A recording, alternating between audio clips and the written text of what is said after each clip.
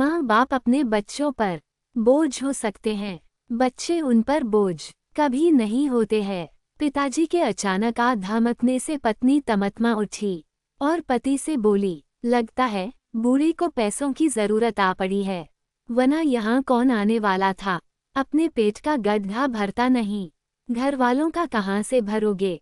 पति नजरें बचाकर दूसरी ओर देखने लगा। पिताजी नल पर हाथ मुंह धोकर सफर की थकान दूर कर रहे थे। इस बार पति का हाथ कुछ ज्यादा ही तंग हो गया। बड़े बेटे का जूता फट चुका था। वह स्कूल जाते वक्त रोज भुनभुनाता है। पत्नी के इलाज के लिए पूरी दवाइयां नहीं खरीदी जा सकी। उसने सोचा क्या, बाबूजी को भी अभी आना था। घर में बोझिल चुप्पी पसरी हुई थी। खाना खा चुकने पर पिताजी ने बेटे पति को पास बैठने का इशारा किया। वो शंकित था कि कोई आर्थिक समस्या लेकर आए होंगे।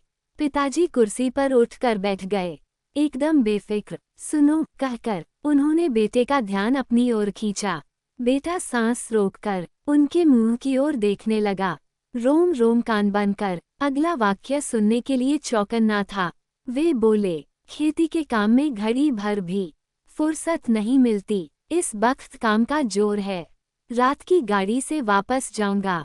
3 महीने से तुम्हारी कोई चिट्ठी तक नहीं मिली। जब तुम परेशान होते हो तभी ऐसा करते हो। उन्होंने जेब से 100 के 50 नोट निकालकर मेरी तरफ बढ़ा दिए। रख लो, तुम्हारे काम आएंगे। धान की फसल अच्छी हो गई थी।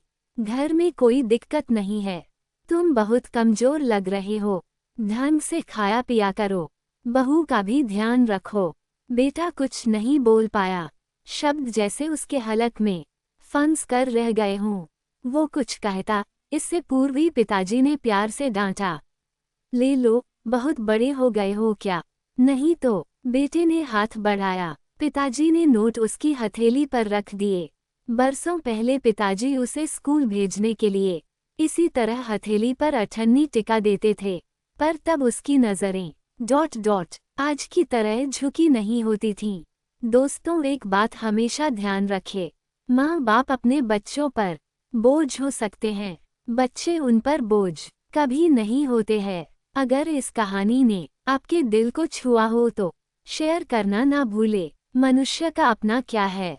जन्म दूसरों ने दिया, नाम दूसरों ने रखा, शिक्षा दूसरों ने दी, रोजगार दूसरों ने दिया और शमशान दूसरे ले जाएंगे। तो व्यर्थ में घमंड किस बात पर कर।